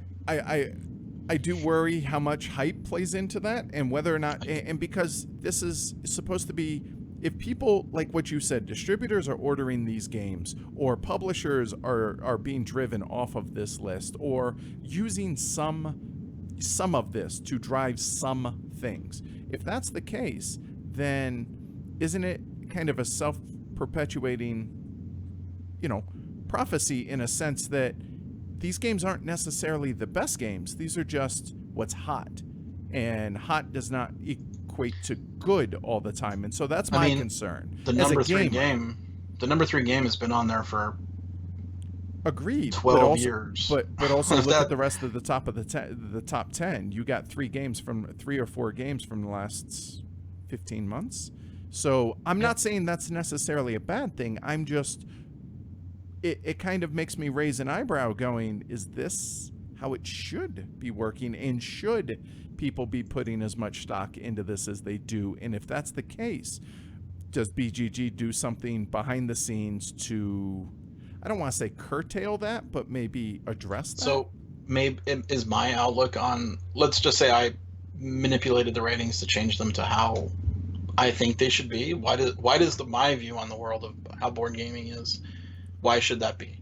And that's Why a should fair that be the point. de facto thing? Like I think there's like tons of slices of the board gaming world, and you've carved one out, right? Like you've Sure. got the heavy Yeah. side. Then there's the family game side. There's children's games, which no one does, by the way. Um, but and unfortunately, when you sort of list by ranking and you're lumping apples and oranges together, it's like, right. well, maybe this list is. I mean, I think it's a great list. Like, I think the top 1,000 is a great list. I totally agree with you. I almost think the top I haven't really gone through the top 2,000 lately, but I would say even the top 2,000 is a great list. There are so many great games. Just the fact that there's like a little jockeying at the top, it does definitely. I understand that we're humans. We like to put things in buckets and like sort them and like make sure like this one is number one and is it right. is it really and deserving there's of that number battles, one? there's arguments, there's fights that get, and I'm like, really? Who cares? Exactly. But, who cares? I mean, I guess a lot of people care, but right. I don't know. I mean, it's fun to watch. I don't know if I care that the top game came out last year, 2 years ago. No. I don't know. I mean, I like to see where things go. Right. I'm an egalitarian person. Well, like, okay. So board game ratings are ranked by the users. Like, if that's where the world is going, then that's how it's going. This is a popularity contest, no question, right? It totally is. There's places for that, and there's the MTV Music Awards, which is the popularity contest, and there's the Oscars, which are picked by the experts, right? So you have all of that, right? Like, people shouldn't just make up their mind based on one fragment of slice of data, right? I mean, I guess there's a lot of competition for board game dollars now, like, because there's a lot more players. Right. That list is a good place to start. Okay. Now, go down that hole, like something looks cool to you, like Terraforming Mars came out last year. It's number 8. I guess it just got bumped. Maybe like Scythe and Terraforming Mars are bumping. Like, which one do I buy? Well, then you go dig deeper. Like, that was the point of BGG, right? That, like, you've got all these game options and you want to find out the reason. Like, what game will be the best for me and my group? And I appreciate that, because the information is there, whether it's from media folks like us or whether it's just from average Joe user. That's the whole point of that, to have a meeting place of all this information, and people take what they will from that and choose to digest it or not, right? I hope so. I mean, I know a lot of people just say, like, look at the list and buy a game, and that's probably not the way to do it. Like, that's... I say that again for folks, please. What did I just say? There are some people that take the list and just buy a game without looking any further than the number, and that's not a good way to do it. 100% agree with that. You should look at all the pictures. You should look at all the videos, like all the podcasts, and as much as you can. I mean, sure. There's a lot, and I think there could be more, right? Like, honestly, could be more. Fair enough. All right. No one viewer should be able to tell you whether or not to like a game. I 100% agree with that. Whether that's us, whether that's Vassal, whether that's anyone, it doesn't matter. You get a bunch of opinions or experience it for yourself. I think you Joe with the most, right? Like, I think I'm like a Roger Ebert fanboy. Like, he was my gold standard for movies, right? Okay. So, but he was just one part of it, right? Like, I didn't just listen to him. And just, he said it's good, let's go check it out. Yeah. He didn't like some certain movies that I love, so. And that's exactly how it should be, right? Yeah, that's the way it is. Like, maybe you don't love the top 10, but you like the 11th. I mean, I don't know. You're like, to me, all these should be the same number. Like the 1 through 100, 1 through 1,000, or 1 through maybe, like, let's say 250 should all kind of be the same number. Those are all fabulous games, in my opinion. I think they all have their place. Yes, I 100% agree with that. All right, so we'll go for questions to folks after you promise one thing, okay? Hopefully. Well, I'm not even going to bring that one up, but the other one is will podcast be released from the dungeon on BGG? What is the dungeon? All right, so okay. Now, I've been beating this drum for years, you know that, but the two things that make finding podcasts on BGG difficult is, like, you have video reviews and then you have written reviews all on the main page for the game pages, but podcasts, do you know where they're at on a game page? absolutely. I know exactly where they're at. But you have to. I did it in 2 clicks. I clicked on the more button and I clicked on podcasts. How many clicks you got to do for videos? 2. No, you don't. It's on the front of the game Oh, page. yeah, it's not under menu. Exactly. That's No, all I'm. go to All the I'm opening asking. page. Yeah, I know. It's And 2 I'm not clicks saying away. for heavy cardboard's sake. I'm saying We for tried to podcasters. figure out a way to do the we tried to figure out a way to do the video or the audio reviews, right? I think I meant to look at that. The problem is with podcasts, and this is a problem. And I'm not saying this is not. Yeah, the podcast is also on the main page, but it's down at the bottom. Podcasts are not usually talking about one single thing, right? Whereas most videos are talking about one thing. So it's hard to like. How do I tell a person that there's an audio review of a game inside of a podcast at like minute 14 to minute 19 is the review of Terraforming Mars, or you know, I mean, like that's a lot of work. Well, it's hard. At that point, then it becomes it goes on the onus of the podcasters to timestamp their stuff. I agree with that. That might be a good solution. Force podcasts for them to be force on podcasters BGG. to give me more.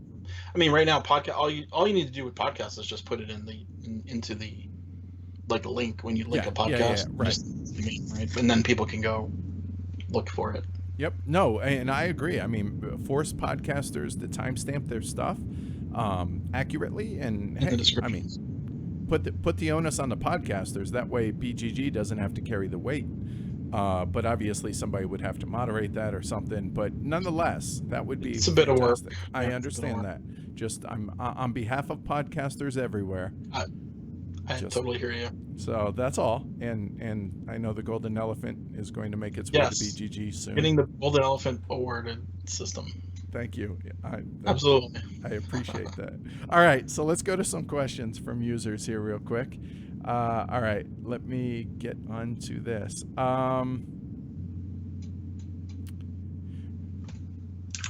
Okay. Oh, this is an interesting question. So from Scott early on, he said, "Do you fear there's going to be significant competition to BGG as the board gaming market grows?" What do you mean competition? Like another website? Yeah. I think that's what he's referring to. There already are websites out there that have our same sort of formula. I mean, so there's would be more than that, like Reddit or. I mean, answer it however you feel. What was the question? Do you fear there will be significant competition? Don't fear. Okay. All right. I mean, if people create things, that's great. I mean, spread the word. Information's good, right? A rising tide floats all boats. Oh, how I say that all the time. Yes, sir. Has market expansion caused you to change some of the secret sauce behind the BGG ratings? Nope, haven't changed it in 15 years. Okay, all right. And we did, and I think that's the time frame. Okay, all right. Hold on, let me type one more thing. I'm sorry.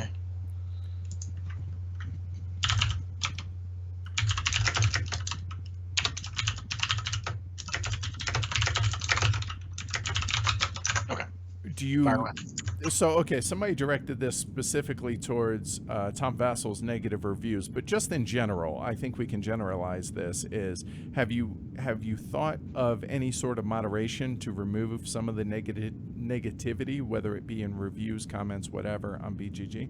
We have rules for that specifically. Okay. Go read them. Yeah, I won't quote them here, but go read the rules of conduct. Be polite is the #1 rule. If you're a jerk about stuff, then you're definitely breaking that rule. I mean, so where do you draw the line when it comes to reviews? We welcome lively debate and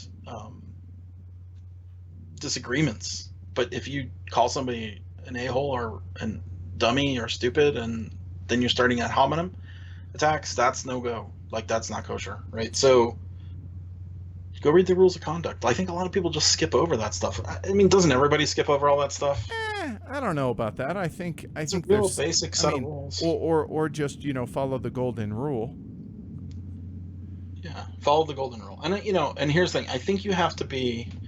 Oh my gosh! Breaking news just as we speak. I don't know if that's private or not, but there's some kind of big news just came out. So. Oh, you're just gonna drop that and just let it hang? Hold on. Let me see if it's public, and I'll just. I'm sorry, I've been invested in the interview since. I know I'm getting. Here's the thing. I should have gone on Do Not Disturb because I get messages like this is my day, right? Like No, that's fine. Yeah. It's not. It's totally professional. Don't sweat it up. I'm so sorry. What was the question? Last question. Golden rule. The golden. But in general, how does that apply to reviews? And yeah, I mean, I don't think there's a problem with being negative. I just think that like trashing something without thought of the work involved in it, and like maybe you should invest a little more time into something before you go trashing stuff. Like this game sucks. Like that's one, like those frustrate me. That's and I agree, and I'm not going to moderate that because that's technically not against our rules. But I kind of want to put out a let's aim for positivity, and like if you're going to be negative, let's at least be constructive. Like and I think you guys do that, right? Like that's a good formula for reviewing. Yeah, I think so. You can critique without trashing. Yes. Yeah, critiquing, and it's an art. It's not as easy as everybody thinks. So. Boy, is it. You want to know the news? It's public. Yeah, go ahead. Plan B acquired Edward Spiele. Oh, all right. Plan B Games is Sophie's second company after she acquired Z-Man. All right. And you said Edward Spiele. Edward Spiele. Plan B. And there you go. All right. Acquisitions and mergers. All right. In work, as we speak. All right. So do you still have time for gaming? Yeah, I can go heavier games? Oh. I want to have more time, and I kind of sometimes like don't prioritize it as much as I want to. Like I always can find work to do, right? We're in the middle of redesign. I've got a lot of things to do. We're going to conventions. We do our big media stuff there, so there's always something. So some days I'll be like, I'm going to skip it today, or I'm not going to hold the game day. And so that kind of is annoying, right? It's just part of the world of becoming a professional in the world of what things you love, right? 100%. Yep. It's but you do make like, what are some of your favorites then? I mean, other than obviously Tigris and Euphrates, but Tigris and Euphrates, man, that's the best. It literally changed my life, right? I mean, that's awesome, dude. That's really it's a cool. great game, and I haven't played it in a long time. I need to play it again. So we had an online version of Tigris on BGG at one point, and I played hundreds of games through that. So I've kind of like, not say played it out, but I've definitely gotten enough good fill. Let's see, latest. I've been playing Gloomhaven a lot. Like that's I want to see all that Gloomhaven has to offer, which is a tall order. Because I was going to say you're going to be there a while. And we've already put in. Gosh, I think we put in 40 hours, maybe 50 already, and we're still just scratching the surface of it. That's an amazing mark. What else? I think I liked Lorenzo Il Magnifico. I just played that. I quite liked it. Okay. Trying to think it through some. Oh gosh, I love Millennium Blades. That was one of the biggest surprises. In fact, it was my #1 biggest surprise of the last 18 months. How much I love that game. Awesome. So cool, and I think it probably is an underrated game and not overlooked. I think. It's got a niche theme, but yeah, I totally agree. And there's so much about that game that I should hate that it doesn't make sense why I like it so much. But yeah, it's fantastic. Golden Elephant Award finalist. I quite like Terraforming Mars. All right. Yep. Fancied with that. I love all the escape room games. I played all of them, almost all of them. I haven't played the escape room the game. I played Exit at HeavyCon, the abandoned cabin, which was super frustrating, made me feel like an idiot, and I loved it. Okay, fair enough. That's what the clue cards are there for. I know, but yeah, it's still. That's the feeling. Like I love that feeling you get when you unlock the next part of it. It's so great. Agreed. So you like escape rooms, I assume, right? Like real ones. I've only done 2 escape rooms in my real life. In real life. But enjoyed them. I did one on the BGG Con cruise, and it was a $1.5 million room. So I feel like I've gone to the best escape room, or at least the most expensive. Wow. It was a $1.5 million build out. It felt like we were on the set of a space deck, like like Star the Trek. deck of Like, it was a steampunk spaceship. Okay. Steam powered spaceship, and we were on the bridge, and we had to get out or figure out how to fix the computer or whatever, that kind of thing. Right. But it was expensive. Like, you could tell. Like, it was real nice. But anyway, the escape room games are great. I like Exit and I like Unlock. I've liked the one with the keys. Oh yeah. It's pretty cool too. They're all great. For some reason I just like it works for me. They do. I'm a big fan of puzzles, and yeah, that's exactly brain teasers. That's exactly what these are, right? And so yeah, big fan as well. Well, been playing a lot of the Eldorado, the race Eldorado from Kinesia. That's the deck building race game that's nominated for Spiel des Jahres. Okay, haven't played it. It's pretty light. It's very it's a family game, but okay. It's super fun. Well, it's not like we don't play these. It's just they're not the focus of the show. Put sellers above that, prioritize. You know, maybe one of these times, if you and I actually go to a con in which we should play settlers. I would totally. You know what? I would do that for you. So, okay. As a heavy gamer, I would also suggest Cities and Knights of Catan. Like, that's my favorite part. That's my favorite expansion. Okay, well, you carve out time because you're busier than I am, and I'm busy at cons. But I'll make the time if you do. Deal. Figure it out. All right, cool. Let's see. Yeah, I guess that we're pretty much caught up. So last thing now. I started this with the last conversations with Heavy Cardboard, and it seemed to go over pretty well. So I figure I would continue it with you. All right. A series of 6 fun yet thought-provoking questions that I asked. Just answer them. First things come to mind. All right? Okay. All right, here we go. Number 1. How old would you be if you didn't know how old you were? 30. Okay. If you do I have to give a reason? No. You can if you want, but I mean, obviously more is better, but you don't have to. I always tell people when they turn 30 that everybody's like, oh, I'm getting old, right? Like that's the old. But 30 is like the first decade, which you feel like you're in control of your own life, right? Like in your teens and 20s, you're kind of like in control of your parents quite a bit. 30 is your first own decade. I dig that.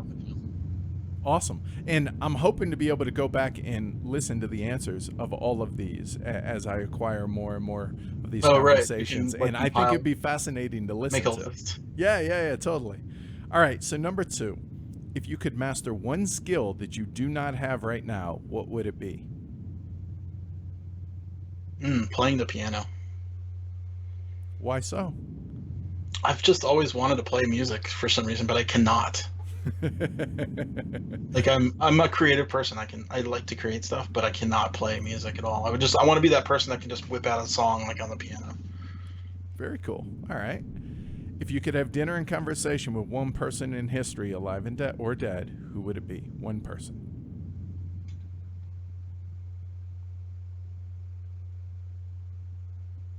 Steve Jobs. That makes sense given your background, right? My company. I mean, I was always a big. So one thing I didn't mention when I was a Mac evangelist, like I went to the Mac developer conference and there was like nobody there. Like now, it's completely 100% different, right? Like there's millions of people, hundreds of people. Now there was nobody back then. I walked into the hardware testing lab, there was nobody there. Wow. Like it was just empty. That's crazy.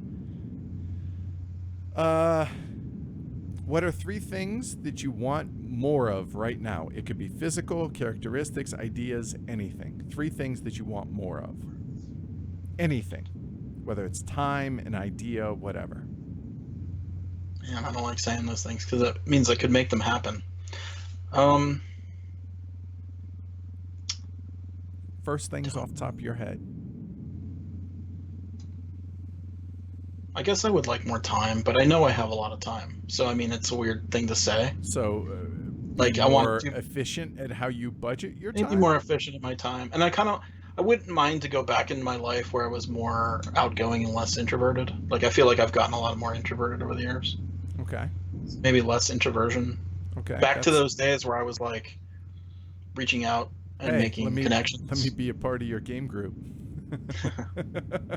Exactly. And now these days I'd be like, no, sorry, it's closed. But that's another topic. So what would be the third one then? Oh, the third one. I'd like to go back to my body shape in my 20s. Like, I don't want to be thin because I was never thin, but I would like to not be so heavy. I guess a physical trait. I get that. I mean, I lost 50 pounds last year. I totally understand that, man. That's an accomplishment. Yeah. That's a hard thing with working at home when you don't. Yeah. I mean, you're working at home now, right? So yeah, it's hard. I am. But for me, obviously now it's just maintaining. I've maintained it for 6 months now. I've kept it off, and it's just a matter of I hated how I looked so bad, and I got so pissed off at myself that I was like, no, this will never happen again. So I just my argument for folks that say that is you just have to get to that point on your own. You just got to do it. Yeah. It's that simple. For me, it was. I shouldn't say simple. That diminishes the amount of effort that went into it. It's just the simple part came into you get to a certain level of disgust that you were like, yeah, I will not go back to that, and that becomes your driving thing, whatever it is. So that's how it was for me anyway. All right, number 5. What do you appreciate most in your friends? These are fun, though. These are they're fun, yes, but they're hard. Fun. I know. Well, I don't want all softball, Scott. Gosh, I mean, I have so many friends that will just go out of their way on the drop of a hat. Is that the term? Yeah, yep. And it's rough because I live my life a little like frantically, I guess, like with not a lot of planning. Okay. And so I'll just throw something out there, and then my friends will be like, "Yeah, sure, let's do it." Does that make sense? Like, yeah, no, I totally get that. Like, I think about that, the fact that so many of them are so spontaneous. I guess I live my life spontaneously. That's the right word. Not frantic. That, and you have friends that I don't plan much, except for like the big things of the year, things like that. But like, hey, let's get together tonight and play. Yeah, okay. Cool. That kind of stuff, like that, is great. There's a certain freedom in that, I would think. Exactly, and it's like I probably take advantage of it a little too often that I appreciate it as much. So, all right, noted. All right, last one is, what is your absolute dream job? God, I think I'm doing it. What would my other dream? If I wasn't doing this job, like running. Sure, however you want to answer it. However. You want.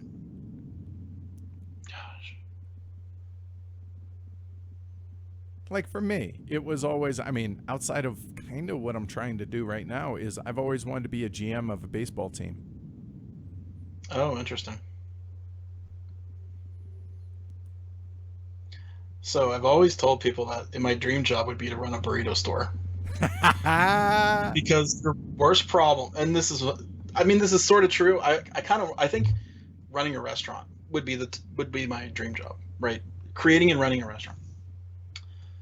Which I know is a super hard job, so I don't know if I would really like it. But anyway, it's a dream. That's cool.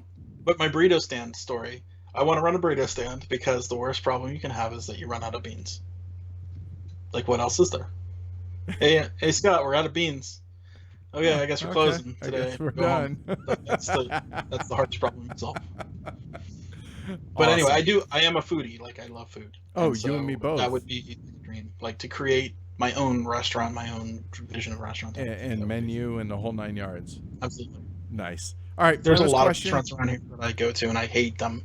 And I'm like, what possessed you to create this kind of menu? That kind of feeling. Yeah, life's too short to eat bad food. I 100% agree. So since you brought up Roger Ebert earlier, bonus question: what one movie most deserves a sequel?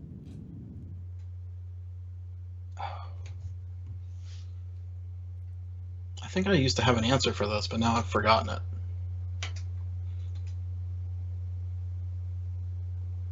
Gosh, what one movie deserves a sequel? Like, I have a hard time trying to figure this one out. I've asked this now for 2 weeks. I kind of wish. So, I wish they didn't make The Godfather. I wish they would just remake The Godfather 3. Like, The Godfather 1 and 2 are my favorite movies of all time. Like, those are by far. You just made Amanda's heart sing because that's hers as well. Oh, really? Yes. Oh, Well, they're great.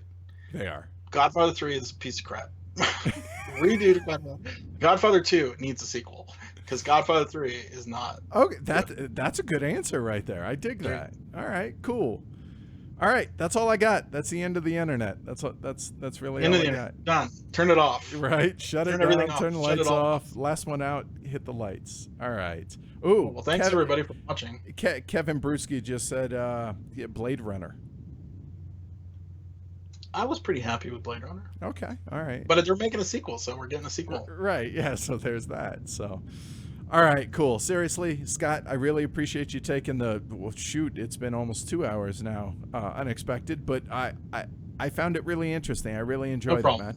It's always fun talking about yourself, and I don't get to very often. And what you get to create. So, and I appreciate you being candid, man. Seriously, that's very appreciated. Both myself as well as those that are either watching live or listening after the fact. I think people just want to know the why and the how of stuff, and they find it as interesting as I do. At least some folks do. So I really appreciate it, man. Thank you very much. Well, thanks for having me. Cool. Everybody watching. Thanks, Amanda, too. Yeah, Amanda, thank you. Everybody watching at home, thanks for joining us live. If you're listening to this after the fact, thanks then, or on the podcast next week. We appreciate that. Definitely, if you haven't found BoardGameGeek, I have no idea how you found us then, but nonetheless, check it out, BoardGameGeek.com. And as always, this is only made possible by our patrons over on patreon.com/heavy cardboard. If it's something you want to support, something that you enjoy, you like what we're doing here, consider supporting the show. $1 goes a long way. We really appreciate it.